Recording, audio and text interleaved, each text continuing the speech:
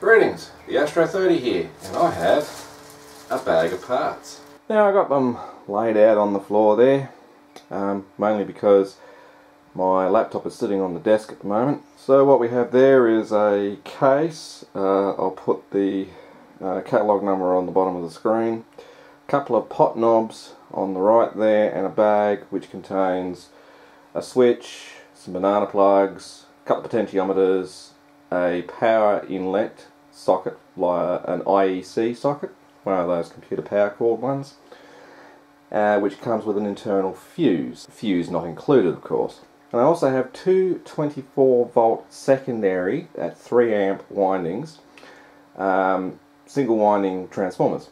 And I think you can probably guess where I'm going. And today's escapade is $107.70. Now these two transformers on the floor here are at $24.95 each, and the case alone is $24.95, so that's $49.90 for both transformers plus $24.95, which is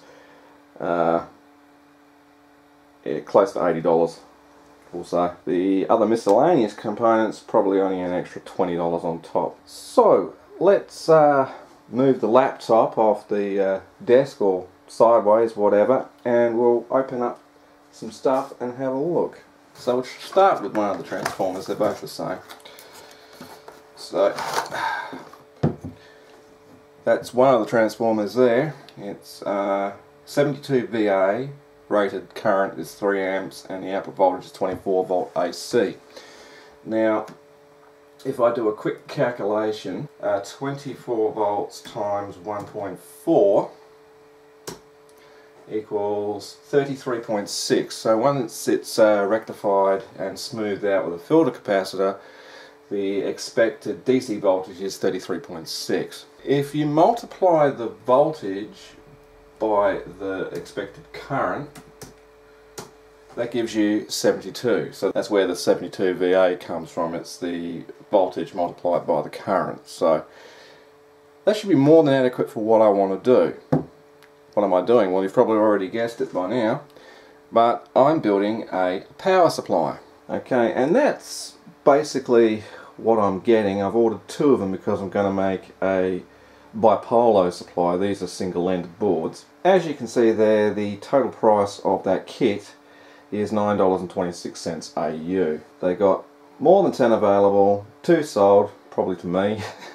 So, and there's apparently 2 days, 1 hour and 19 minutes left. That is because the price was originally $9.75, now it's 49 cents off. Big deal. So if we look at the bigger picture of the assembled board, we've got a nice looking filter cap here. I think that's 2200 microfarad at 50 volt. I can't quite read the writing, the picture's a bit grainy. That would be either a 3 amp regulator IC, or maybe it's even just a normal bipolar transistor, maybe even a MOSFET. I don't know because I don't have the schematic for it, so I can't tell you until I get the package delivered. And there's a little regulator IC here which would provide 12 volts for the fan that's mounted onto the heatsink. Because if we look at the picture on the far right of the screen here, we can see it's mounted, the main IC transistor, whatever it is mounted to a heatsink, which I don't know if it comes in the kit or not. And there's a little 40mm fan mounted to the back of it with a lead, pretty long lead actually, going into a plug on the board. So I'm assuming that the little regulator here would be a 12 volt regulator. Now comes the second part. I'm also waiting on this thing. This is a VA meter, or volt amp meter, and it's $3.64 according to what it says on the screen here. As you can see, the voltage is in the red, the current is in the blue. I think that looks kind of sexy. You've got two big wires coming in the back here. Now I'm assuming that's the main power. They say, I think the maximum power you can put into it is 30 volt DC. and the maximum current you need is 50 mA or something silly like that.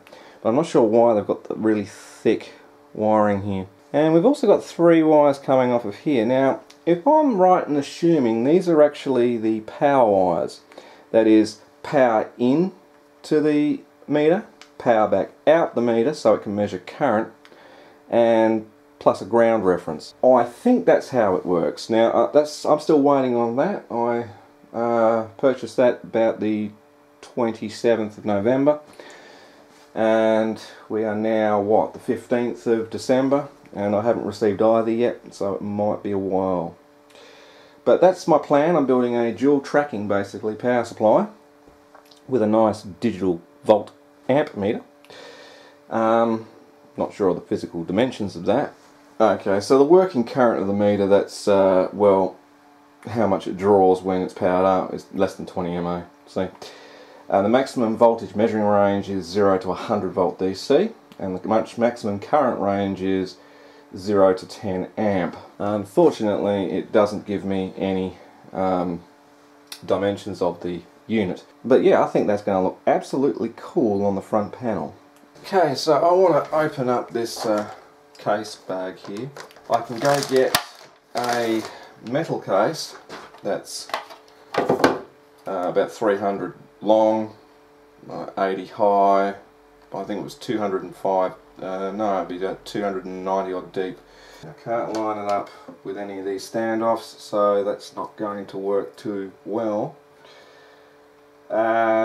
So what it might be is a case of putting some holes through the case and putting some bolts and nuts in there to prop them up a bit.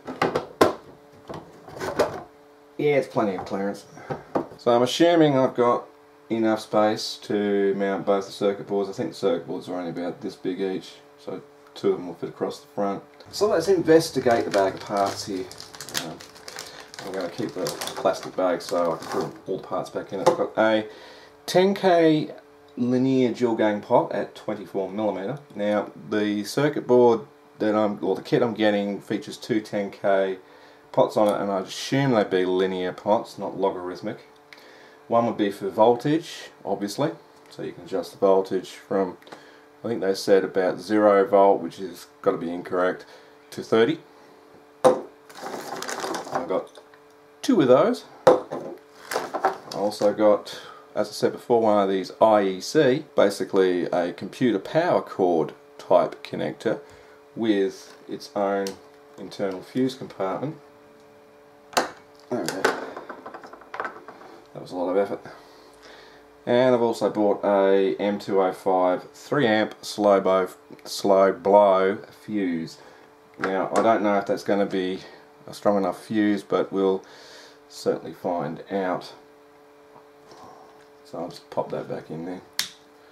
Set of banana plug sockets, binding posts, whatever you want to call them. One's for the positive, one's for the common ground, which is the negative of one module connected to the positive of the second module, becoming basically the 0 volt rail, and of course the negative. So I always like these type of sockets. They're quite cool. And finally, well, not quite finally, I have this 10 amp 250 DPST switch, which is dual pole single throw, because you'd have your mains coming in at one point and coming out the other, because this also has a neon light inside of it, so you'll need both the active and the neutral connected to the switch in order to make the neon glow. So yeah, that's my switch. These are about $10. That's actually probably the most expensive component in this thing, apart from the transformers. Now these are a snap fit. They've got little tabs here on either side, which you drill a hole to the rough size of what it needs to be, and then you just snap it in place and it stays there. You could always put a bit of hot glue around it if you make the hole too big, but I'm working with ABS plastic, so it'll be somewhat easier to work with than metal directly, although metal would have been a better choice, because these transformers are quite weighty. They're about 1.5 kilo each. So that's why I have to work out the weight distribution properly, otherwise I could warp the case over time. And of course now finally, two potentiometer knobs. They're 21mm I believe. They're the 1/4 inch shaft with a grub screw, 20mm. So these are 20mm in diameter. I could have got the 16mm ones, which are a little smaller than this obviously, but when I looked down the hole for the grub screw, I couldn't see the grub screw in there, not in any of the packets I picked up. So I said, well, I ain't buying two potentiometer knobs at, I think it was $1.95 each, $2.95 each, whatever it was, with no frickin' way of mounting the damn things to the pot. So I went with the bigger size. 33.6 volt DC should be enough to run the module. You want to take about 1.5 volts off at the output of whatever you put in for the regulation drop. So I reckon it should be able to do 1.2 volt quite nicely to 30 volt DC at 33.6 volt input. The video itself will be shot over the next couple of months, showing different various processes that I'm doing, like hardware, electronics, testing, etc. It's not going to be a full in-depth video of me sitting here soldering away and having time lapse of me assembling a board. I might do that yet, but you're not going to see it part for part assembly. That's just makes for a long boring video. You'll just see little snippets like I used to do with a lot of my videos. I'd make something and I'd do a little bit of it off camera, and then I come back and show the result of what I've been doing off camera, and that seems to have worked pretty successfully. So yeah, come join me throughout this, I won't say epic, but this interesting build anyway, where I'm going to build a variable power supply which should be able to deliver up to 6 amps, because don't forget it's dual rail, so it'll be 3 amps per side. So yeah, that's going to be a nice little powerful power supply for testing anything really. So let's get on with building it.